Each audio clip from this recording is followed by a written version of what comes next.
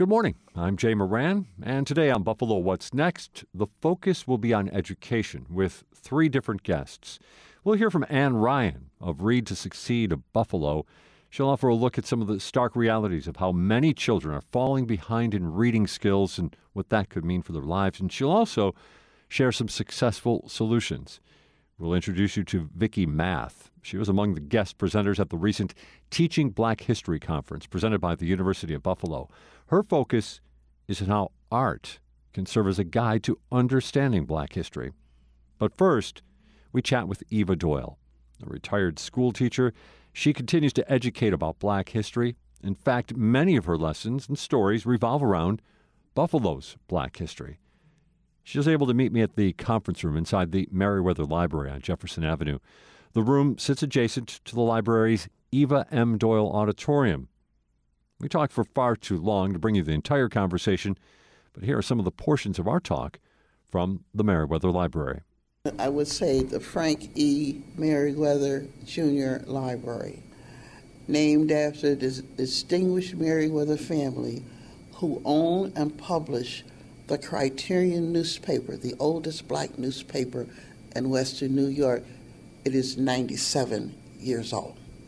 And we should mention, of course, for over, 40 years, you have been a columnist for that.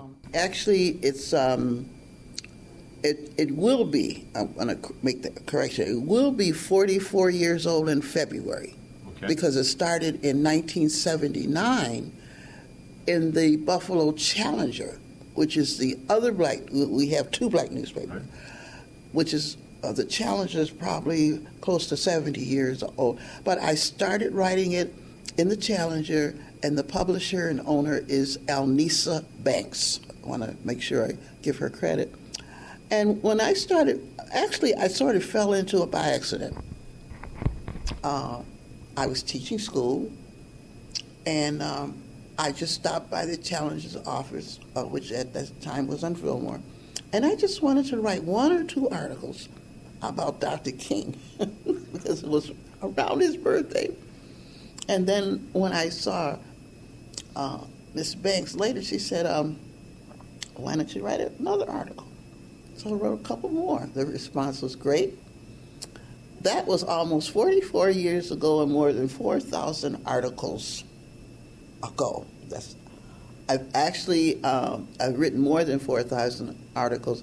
If someone had said to me then in 1979 that I was still writing this column today, I would not have believed it. At one point, Eva Doyle considered stopping her weekly columns, but it was her late husband who encouraged her to continue writing and telling those stories.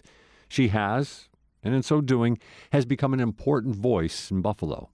So influential, in fact, when Tops was preparing its ceremonial reopening of their Jefferson Avenue store for the first time since the May 14th attack that left 10 Black people dead and 3 others wounded, they sought out Eva Doyle. And I want to tell you, when I got the call from the Tops PR person,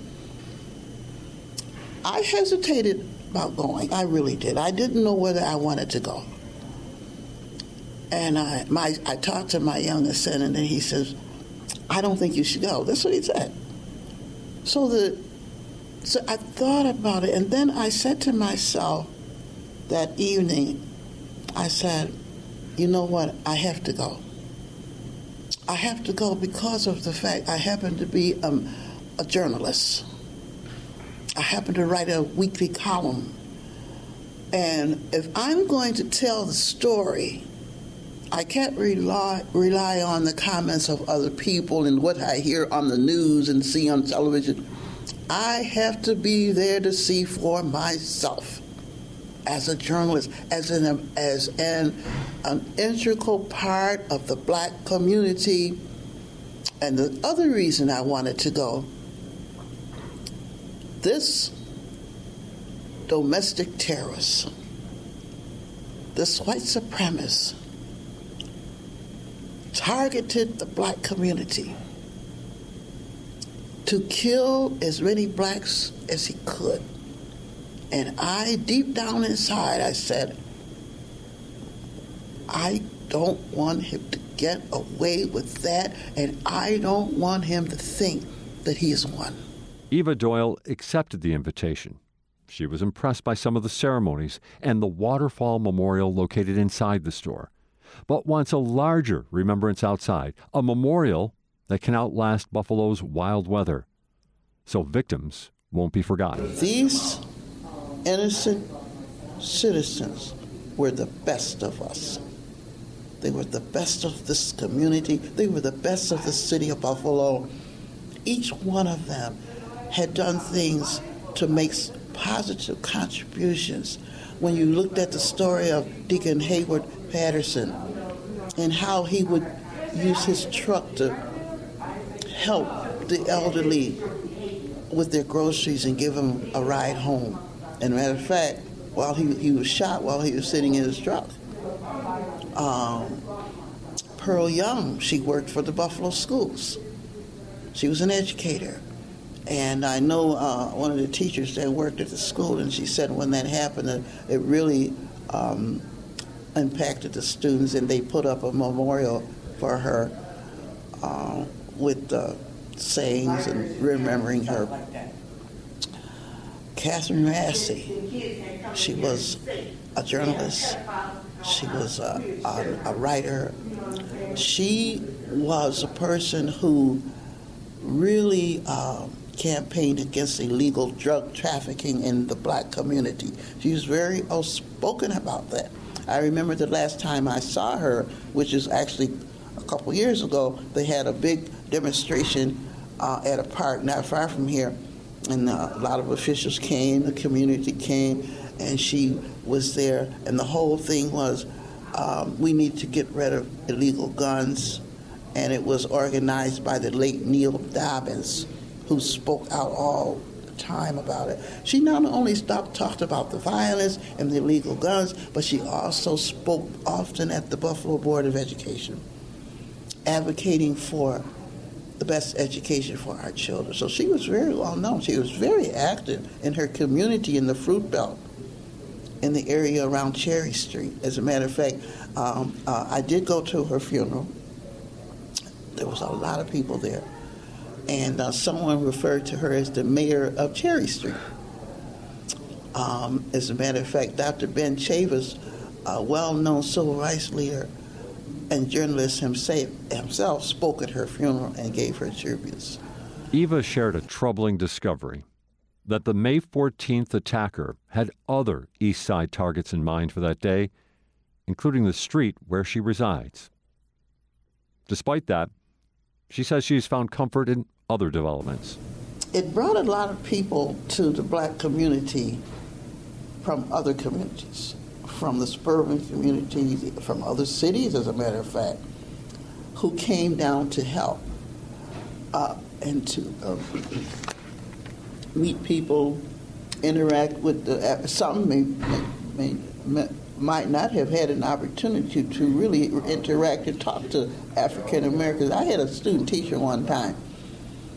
I taught at the campus school, used to be the College Learning Lab on Buff State, and I helped to train a lot of college students. And I never will forget my first student teacher.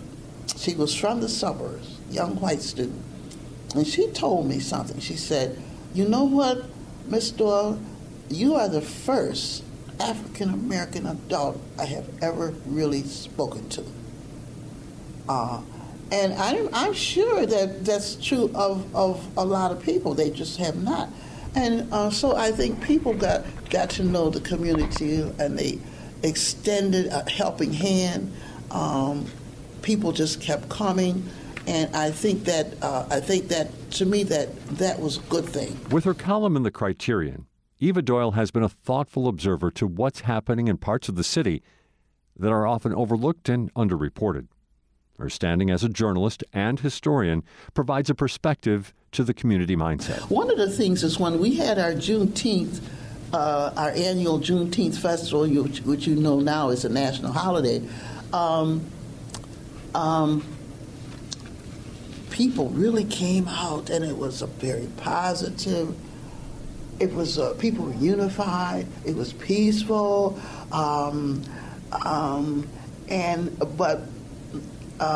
we, even though we were celebrating Juneteenth, which is a freedom celebration, no one wanted to forget what happened. No one wanted to forget the victims and the people who were slaughtered. And I got a good eye view, but I had never been in a parade before.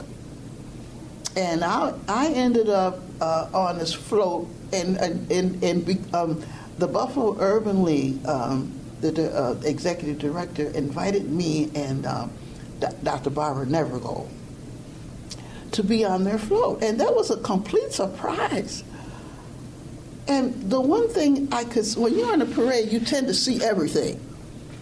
And every corner, as we were coming down Genesee, every corner we went, and the people, just masses of people. And it seemed like it was increasing more and more the closer we got to the park. And everybody just seemed to be so glad to be out there, because we had been celebrating Juneteenth for 47 consecutive years. This was the 47th year. But 2 years, because of the pandemic, it was virtual.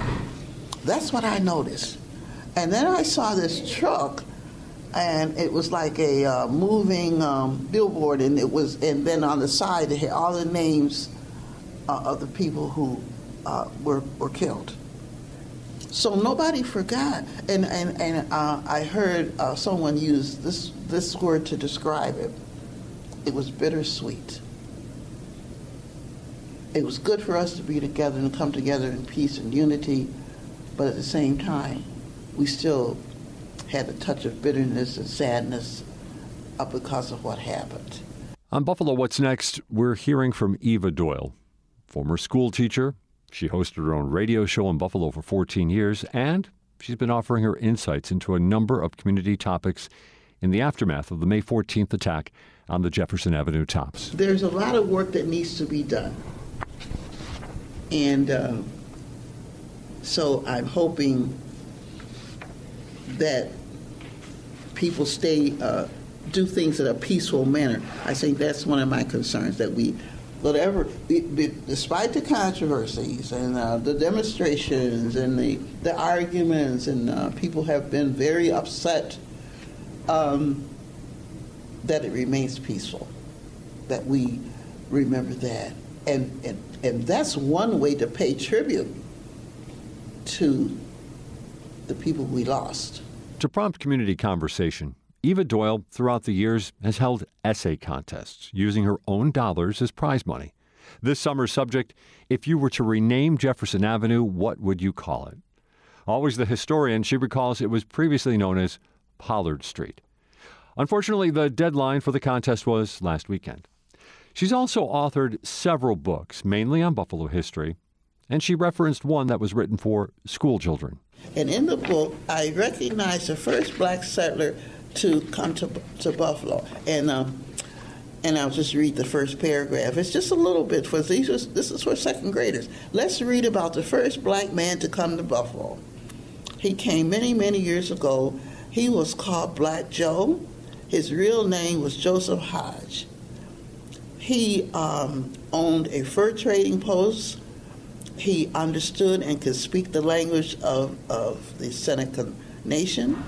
Black Joe was one of the first settlers to live in Buffalo. He was a guide, and he was an interpreter for the early white settlers. He knew the land better than any other man. And actually, he had a log cabin that was very close to the present-day site of Canal Side.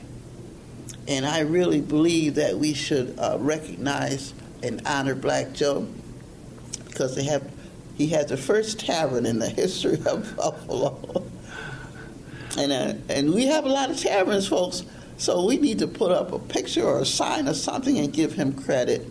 That wasn't the only history we discussed. She, like some of us, recall how Joseph Christopher, the so-called .22 caliber killer, terrorized the East Side community 4 decades ago. Eva Doyle also graciously shared some not-so-pleasant personal history.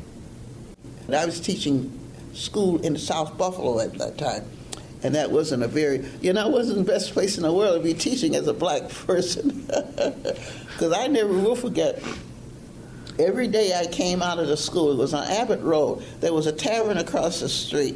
And every day I came out to go home and get in my car in the parking lot, the white men who were in that tavern used to yell and call me the N-word.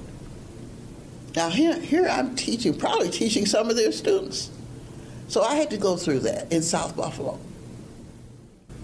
That was... That wasn't the first time it was called the N-word. It was a few years ago. Are times better now? Well, see, that happened in the 80s during the time of the .22 caliber killer. But let me just give you another incident. When I finished and received my, I think my master's, I went to Buffalo State College to pick up my graduation cap and gown. And I was just elated. I was excited that I had met all the requirements to get the master's degree. And I was walking down Rockwell Road, and I never will forget it. It was a beautiful sunny day, and a car full of young white males passed me by and hurled out the N-word. And I felt like, you know how a balloon, you stick a pin in a balloon and it deflates. I felt like that. That they didn't even know me. They didn't know my name. They just saw a black woman walking down the street, and I was feeling so good about getting the master's, and they called me the N-word. I think all black people have experienced that at one time or another, but you know what? We are a resilient people. A lot has happened to us, going all the way back to our ancestors being enslaved, then going all the way through lynchings, segregation, Jim Crow, civil rights, the 60s. We've been knocked down many, many a time. But we have picked ourselves back up again. And we have contributed to this country in all areas.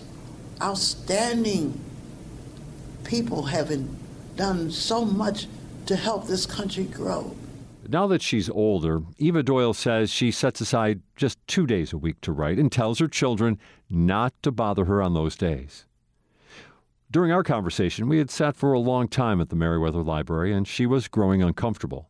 But she never seemed to tire of making a greater point. We must never forget the reason that this white supremacist, 18 at the time, but he's 19 now, targeted the black community as he goes through the courts and faces 27 federal charges for murder and hate crimes. We must keep our eyes on this and make sure that he receives the fullest punishment possible. While people demonstrate, I would like to urge people to keep this in mind and not let it get lost in all of this controversy. We can't let this domestic terrorist get away with this heinous crime. Dr. Doyle, thanks for your time today. Thank you for inviting me again. Author, educator, historian, Dr. Eva M. Doyle. We have more to come. This is Buffalo What's Next. Join Buffalo Toronto Public Media on August 24th at 6 p.m. for a creative and empowering youth-focused event that will help normalize mental health and wellness. Join us at our studios to watch clips of Ken Burns' documentary, Hiding in Plain Sight, Youth Mental Illness. Then participate in mindful discussions, interactive breakout sessions, and informative activities. Free dinner will also be provided.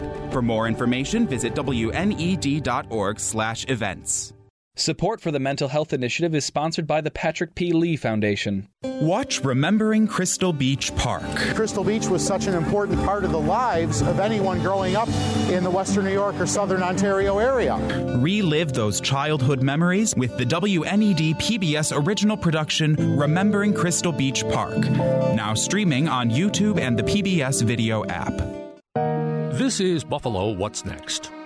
where we have conversations with the community about moving forward. To have your voice heard, press the Talk to Us button on the WBFO app, and we'll work to get your questions and comments on the air. Join us on Twitter at WBFO or email us at news@wbfo.org. Together, we'll have the conversations that are needed. This is WBFO, your NPR station. And on Buffalo What's Next this morning, talking education. It's a topic that's coming up frequently throughout our programs here. Obviously, a key core issue to the city of Buffalo for sure, and for overall just anybody in society for that matter. And when it comes to education, the core of that, the building block, reading. And with us this morning, Ann Ryan from Read to Succeed Buffalo. Hi, Ann. Hi, thank you so much for having me. Let's talk about that just a little bit, just that idea. I'm sure you have the stats at hand. What about that, the idea that if you can't read, what kind of future do you have? Not a very bright one. We know research tells us that if a typical child isn't reading at grade level by the end of third grade, they're 3 times more likely not to graduate high school. Okay. We know if a child is economically disadvantaged, is attending a school with a lot of other peers who are economically disadvantaged, like one of our high poverty schools here in Buffalo, they're 13 times less likely to graduate high school. And we all know if you don't graduate high school, your ability to earn, your ability to contribute, your ability to have civic engagement is considerably diminished. So right there, we're hitting on a key element of what is going on in the city of Buffalo. When we talk about poverty, we talk about some of our struggling neighborhoods in the city of Buffalo, we're talking about the fact that the education just isn't getting there. Yes. What about that? What are the reasons then for somebody who may not be at reading level by third grade? Sure. A lot of economically disadvantaged kids and, some typical kids, right? Some Sure. kids who are in middle or upper income households, they don't have access to high quality literacy rich environments. So they don't have books in the home. They don't have caregivers who are talking to them. Those conversational turns like you and I are doing right now, right? You're looking and engaging and understanding what I'm saying. I'm looking and engaging and understanding what you're asking and having a very rich dialogue. Kids need that from infancy. Kids need to be responded to. They need to have those back and forth conversational turns. There's research that literally quantifies the number of conversational turns and looks at the IQ of a child at age 12. Interactive language is critically important for brain development and language development. Kids learn, phonemic awareness, conversations, words are made up of sounds, right? You first hear, you first listen. And kids can understand a much higher level of vocabulary by listening than they can by reading. And they need to understand that, phonemes are attached to letters. Letters become words. Words become sentences and thoughts. And if kids aren't exposed to vocabulary, they can't build their vocabulary. If they're not exposed to kind of rich read-aloud books and interactive conversations, they can't create that background knowledge they need to comprehend later on. What about in the city of Buffalo schools? What do we know about the current status of students in the city of Buffalo? We know, unfortunately, the conversation tends to start in third grade. Mm-hmm. It starts when the ELA, the New York State ELA exam results come out. And prior to the pandemic, we knew that about a third of our kids were reading at grade level by the end of third grade.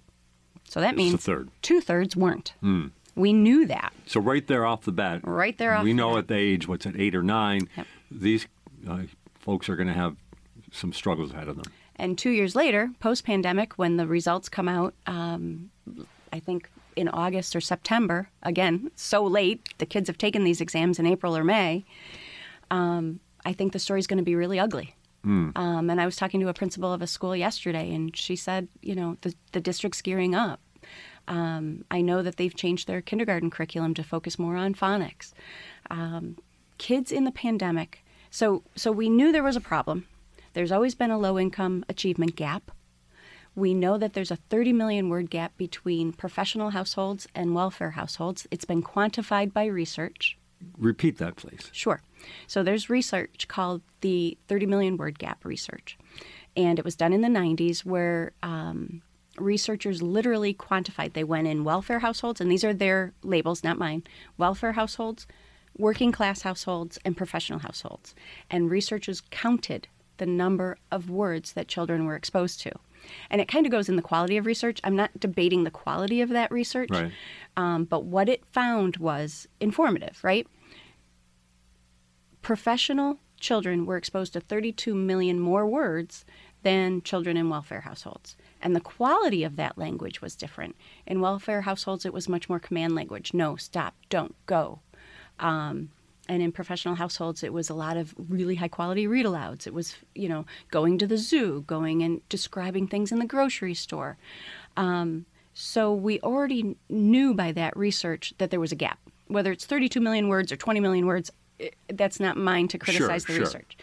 Mine is to act upon that. And Read to Succeed Buffalo really focuses on working with child care providers in low-income communities, making them literacy rich, their interactions, modeling for them, coaching them on how to talk to infants while they're changing them on the changing table, how to, interact developmentally appropriately and age appropriately.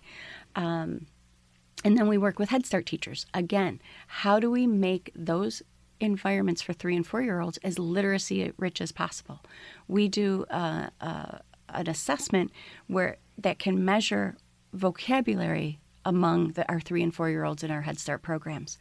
And we know already by the ages of 3 and 4 that kids are coming in their oral language vocabulary about 18 months delayed.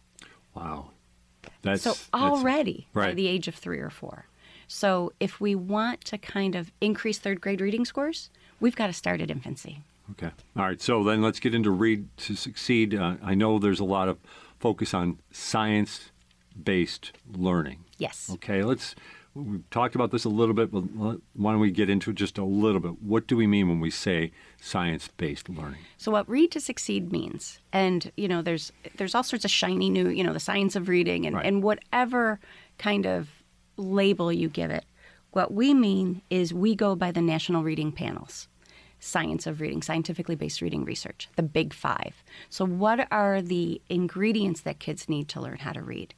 So the National Reading Goals panel really identified, phonemic awareness, phonics, fluency, guided reading, that practice, that interactive practice with reading, examples of fluent reading, vocabulary and comprehension, that kids need those ingredients to become literate.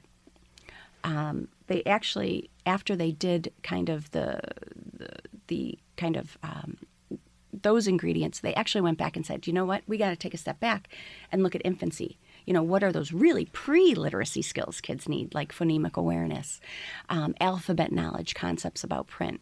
So again, going back to our Head Start story, we do a concepts of print assessment. So does a child know how to hold a book? Do they know that left-right progression? Do they know the author and the illustrator? And unfortunately, we see a lot of our 3s and 4s coming in never having held a book. And I was going to jump off, you brought me into it, and I was just going to jump off for a second as a bit of an aside. In the digital world, so much, and we were talking before we were on the air, how I actually went to the library and picked up a book yesterday and took it home with me. But so much of our reading is done online. Are we seeing any kind of impact on that? You'd think on one side, it's offering opportunities to get more information, more reading material in front of people. But on the other side, is there some sort of tactile loss that's affecting kids? That's a great question. I think, yes.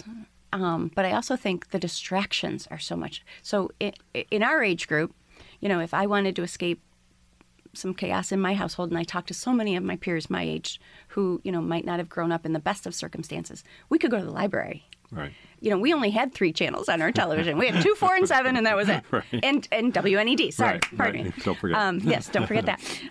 Channel 29 when I was a kid. And so we had less distractions. And now today, so I tutor one child, and he, to escape, he goes under his blankets and looks at his phone. And I give him books, and I said, go under your blankets and read your books. Go under your blankets and interact with these words. I don't say that way, but that's what I'm hoping he'll do.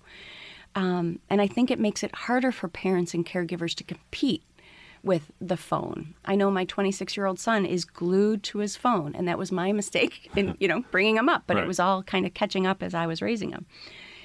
it's much harder, I think, for kids to escape social media, kids to escape 24/7 news or inputs or, and they're learning things that and being exposed to things that maybe they shouldn't be being exposed to at 6, 7, and 8. So yes, kids need to touch, see, and experience language. That's why you see a lot of parenting books, they recommend labeling things in your home, right? That's what we do with our 3- and 4-year-old classrooms. We label everything. If there's a kitchen center in a childcare, we have cookbooks. We have books that identify, if there's a water table, we have science books. Kids need that exposure, and they need that conversation from infancy.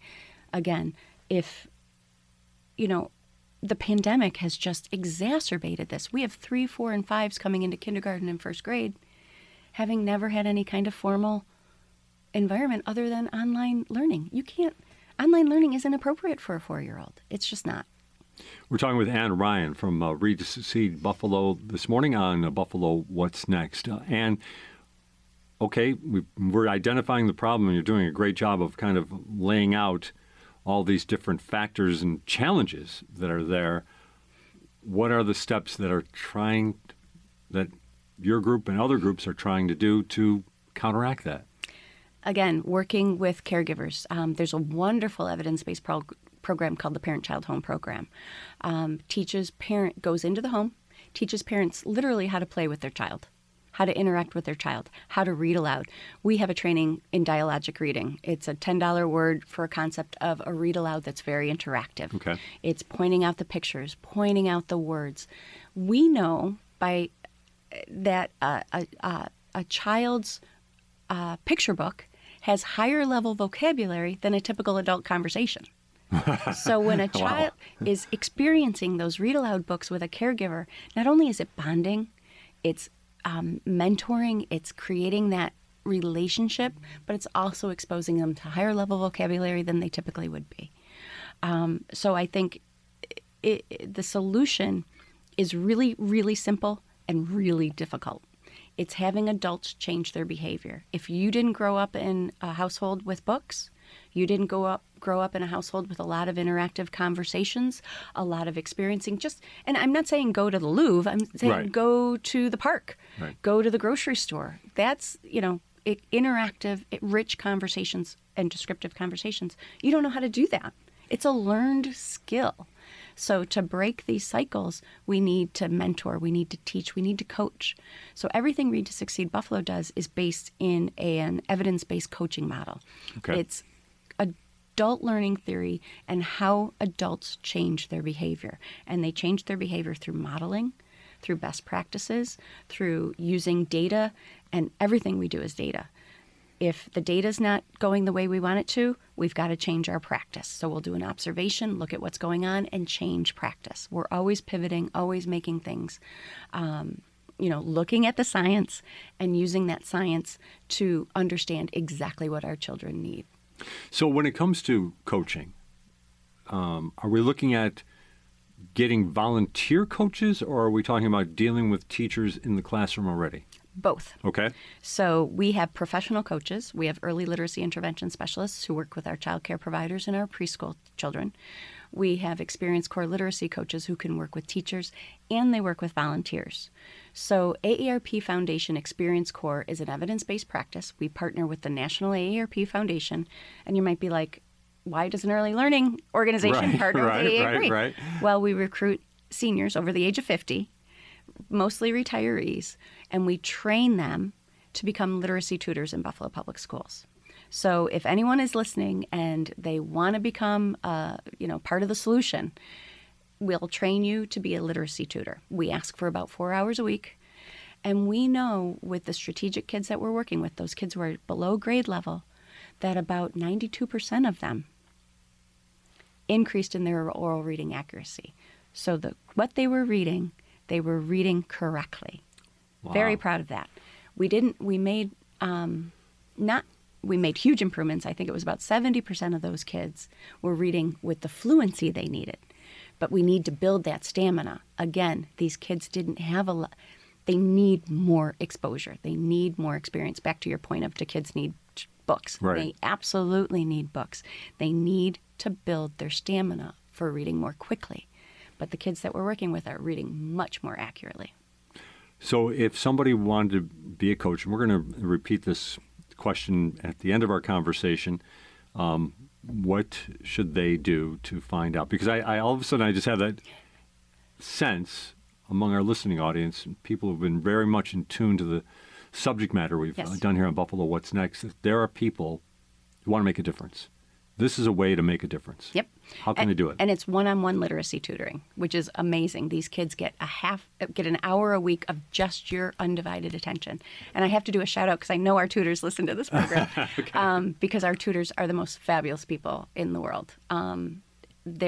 We have 50 tutors right now. We're recruiting we have about another 60 new tutors who are going to come into training in September. So we'll deploy about 110 tutors in the fall. So we're super excited about that. Are all the tutors going to be in the Buffalo school or yes, around the area? Yes. Buffalo schools, okay. We're focused on the city. It doesn't mean that, if a Lackawanna comes in and wants to partner with us and it's fun, some tutors, we're absolutely happy to. Right. Because again, the need, and that's not to say Williamsville couldn't benefit from it either. Because these strategic kids, I call them kind of the falling through the crack kids. So they're not kids who are low enough to be in special ed or get extra services. And they're not high enough to there's a certain percentage of kids who are just going to read no matter what. They just, it goes through our conversation earlier. Some people just, they're going to do it regardless. But there's those middle of the road kids who are just, below grade level who just fall through the cracks. We're talking with Ann Ryan of Read to Succeed Buffalo, coming down to our final couple of minutes here on Buffalo What's Next. So the kids that you're coaching, I was going to say tutoring, but you're coaching, how old are they? Again, so we work with infants, toddlers, and preschoolers in our child care programming. We work with 3- and 4-year-olds in our Head Start programming. And the last few years, we've been working with only 1st, 2nd, and 3rd graders in the Buffalo schools. Again, we were one of the few partners in Buffalo schools who stayed with them during the 2021 100% remote. We trained 50 tutors on MS Teams and a coach and a literacy tutoring model, again, that structured session, to do over MS Teams. Wow. And we had 47 tutors stick with it. It was really hard. My staff is just beginning to forgive me for having to learn all this new stuff. But they were amazing. And we had a 72% attendance rate among our students. And we did about over 3,300 tutoring hours remotely. Most of our tutors are professionals. Again, one of our goals, and I'm meeting with the Baptist Ministers Association, is to recruit folks from the neighborhoods our schools are in. Really trying to get that neighborhood presence in the schools. And again, they become a part of the fabric of the school. After the tragedies of May 14th, the schools called us and said, even though they closed, they didn't want folks coming in. They were trying to really be very, very, very careful, and yes, they should have been. But they called us and said, the tutors still come. We still want the tutors to come, the kids. And to a one, when the schools opened, that next day, every single one of our tutors showed up who was scheduled to show up. And that's what it means to become a part of the fabric of the school. That's what it means to become a mentor for a child. That's what it means to become a tutor, a literacy tutor for a child. And we do measure social emotional growth. We know that these kids are more confident. We know that these kids are working harder. They have better attention and time on task. And it seems as if it's going to be obvious, but it sounds like the coaches draw a nice personal connection for themselves. They find they get very drawn into their students. We had a lovely tutor, Pat, who I told her I use her quote all the time, and I'll use it again. But during the 2021 school year, she and we do serve. So it's a part of a national AARP foundation. There's 22 other experience core programs around the country. Read to Succeed Buffalo is the partner agency. And Pat, on one of the surveys that the national does, we get the results, and the comment was, and again, I don't have it written down, so I won't get it quite right. But basically, she was a retired teacher. She knows the importance of literacy. She knows the importance of her role. And being online with her 3 students twice a week, every week, helped her isolation. She was isolated during COVID, and it helped her continue her social connectedness. So we measure that for our seniors too. Sure. I mean, we measure academic and social outcomes for our kids, but we measure social outcomes for our tutors. We want to know, did you learn a new skill? Do we want to know, do you feel more connected? Are you more civically engaged? And the AARP does national research where it actually, and this is important to me because my mom unfortunately suffered and died from Alzheimer's, but there's actually research that shows that when seniors have more active engagement, are learning new skills, it helps them cognitively. It helps them cognitively. It deters their brain, whatever Alzheimer's does to your brain. Right.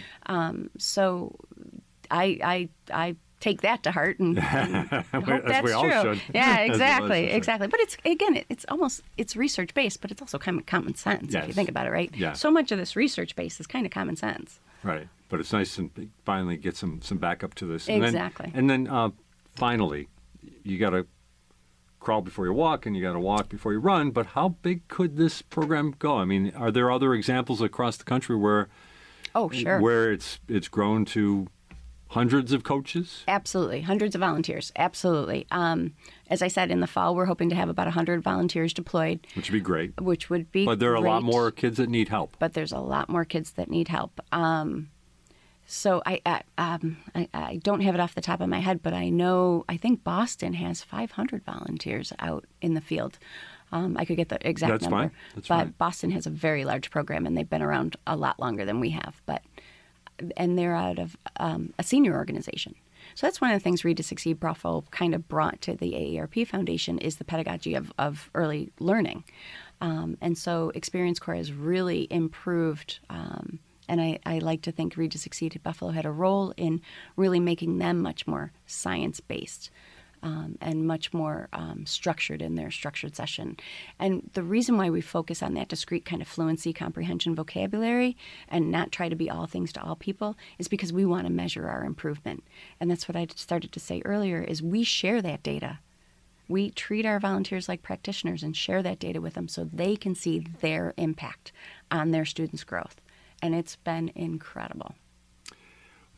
And Ryan, finally, your pitch on volunteering, how can somebody do it? Sure. They can go to our website, readtosucceedbuffalo.org.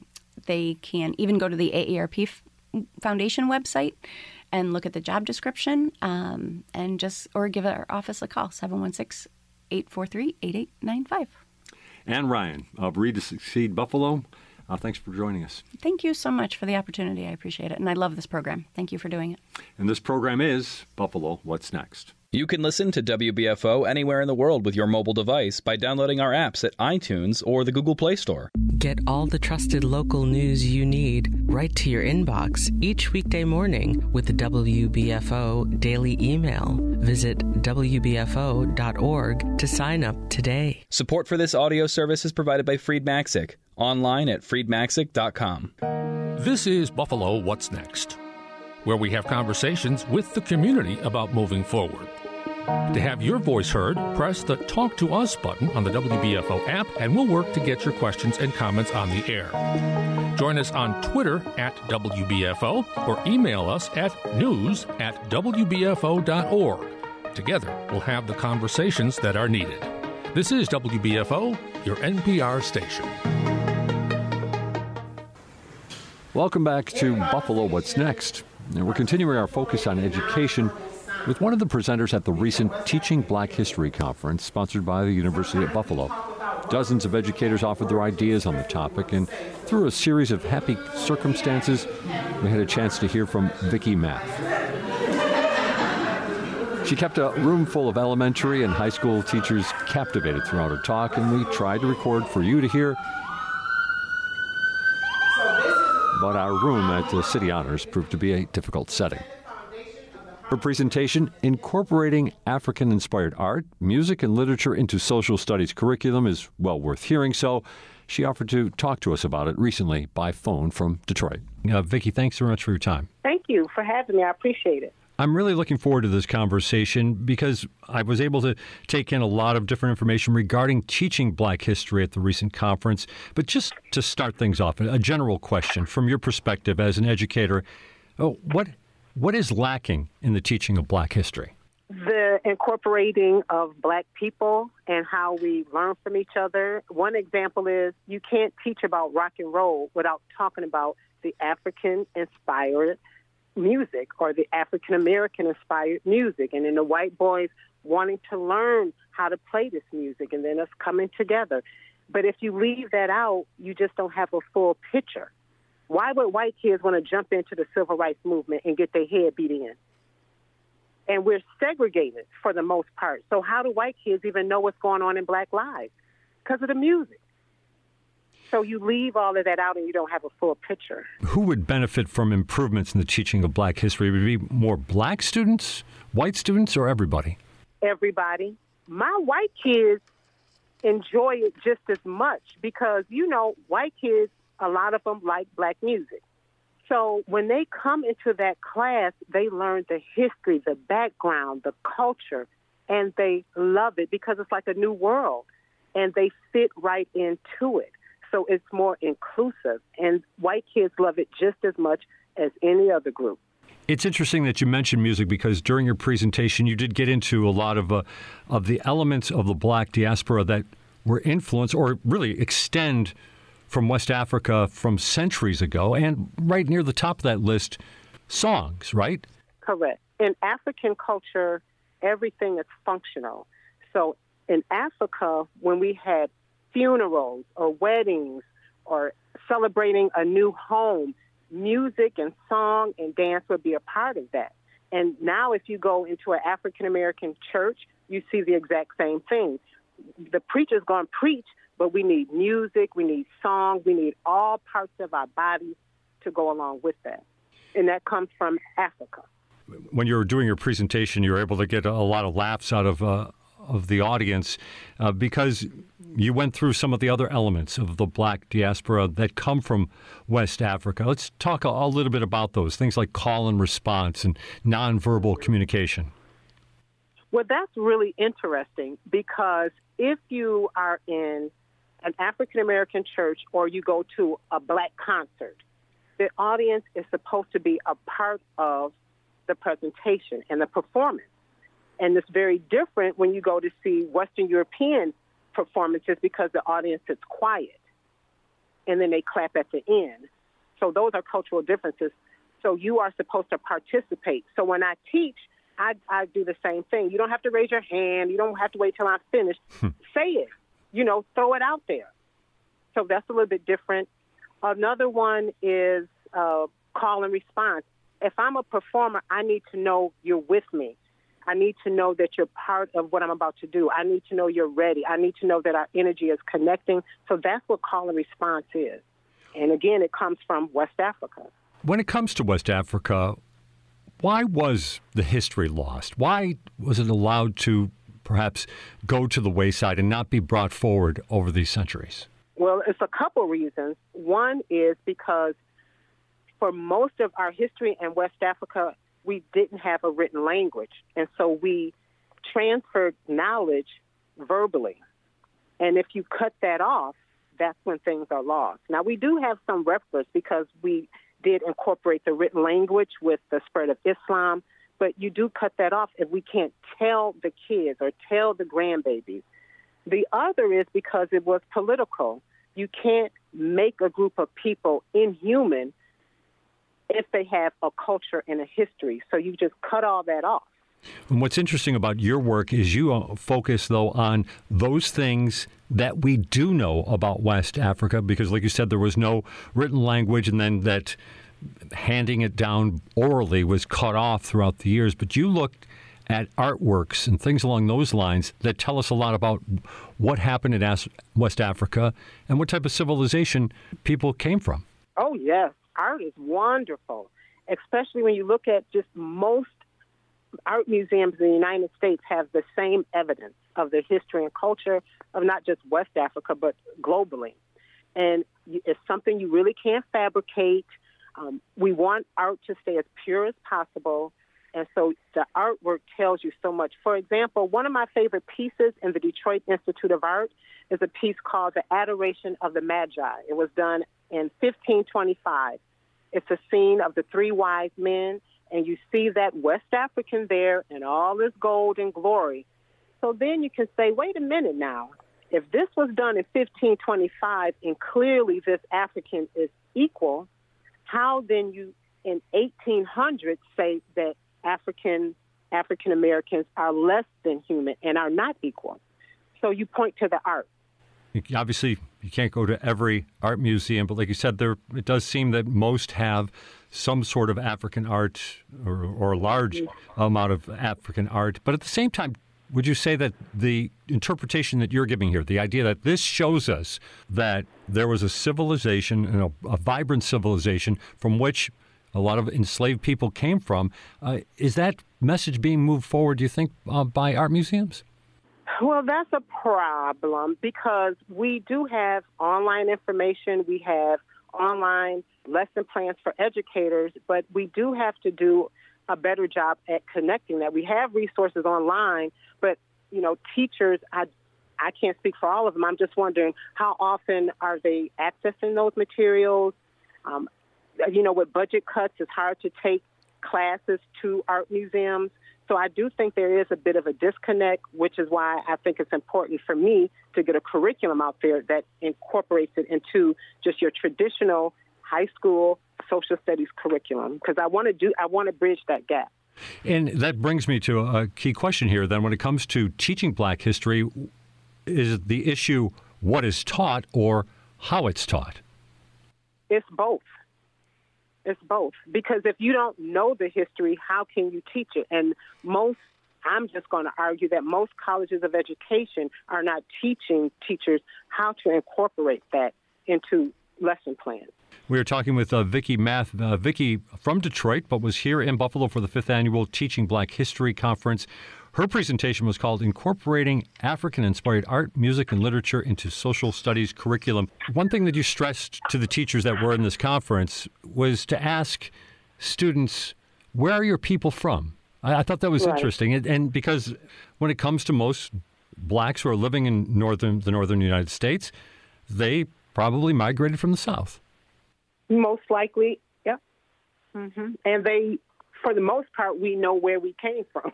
We know at Mississippi, Georgia, we still have family reunions to connect us to those southern roots. But for the most part, we do know where we came from. How about you? Arkansas. Arkansas, yep. What can you tell us about your Arkansas roots? Well, my great-grandfather was very high yellow, and he could pass for white, but he chose not to. He messed around with a lot of white women, so eventually he was run out of the South. He got a kick out of it. And when he came north, he, like most folks, we would have the first person come and then send for others. So not only do we know where we came from, we usually know the first person that came to the north. We know who they are.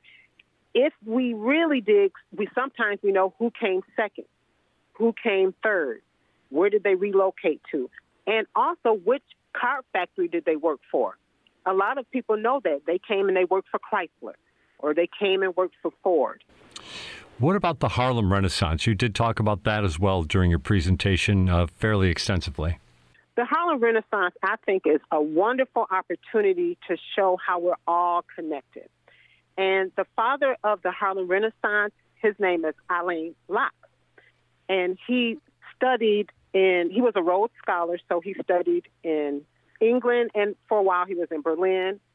But he learned a lot about the Irish literature Renaissance. And by learning about the Irish literature Renaissance, he said, I can apply this to African Americans. So it's just so interesting to see how we're so connected. And then the Irish looked at the African American civil rights movement for strategies on how to deal with what they were dealing with, the British. So we're just so connected. We learn from each other, and it's just fascinating when you show that. And again, the Harlem Renaissance. It's interesting to talk about it. The luminaries who emerged or originated from the Harlem Renaissance. Again, though, is it a story that is making its way into the classroom enough? No. The way it's taught is mostly a focus on art, but the way I teach it and what I think is important is to show that it was an intellectual movement, because you want everybody, black kids need to know this themselves, that we come from a very high intellectual tradition. So I always want to show them that the foundation, it was an intellectual movement of the Negro intelligentsia, because that's what I want to train black kids to become. So that's the first thing, that it was a literary movement and an intellectual movement. It wasn't just art. And we saw parallel movements throughout the African diaspora. In the French-speaking colonies, it was something called negritude, but it was very similar. Oh, another remark that you made that got a good response from your audience was also how right now, you started talking a little bit about white allies, and you said maybe the group that you have the biggest problem with right now, white liberal progressives. Absolutely. Right now, I think that people are not looking deeply enough at these two sides. And sometimes as an African American, I feel like a pawn. I don't like the fact that it's being presented that the right is bad and the left is good. That's a problem for me, because you're not telling me, do you understand what the right wants? Do you understand what's problematic to them about democratic policies and issues? I'm not hearing enough about what's going on in terms of the left understanding the right. Don't just try to make me think they bad, because that's not true. I also don't like the fact that these liberal progressives, of course I'm not talking about all of them, speak for us too much, and they don't allow us to speak for ourselves.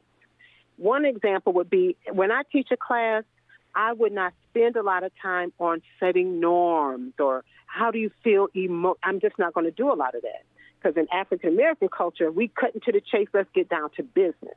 That's a little fluffy, and I'm speaking for myself. But that's something right now the left is into, but they're into it. And I don't like them trying to train me to follow along with what they do, because I have to be more in tune with how I do it my way culturally. One example I can give you in the classroom is we tend to be tougher and stricter. So I run a strict classroom.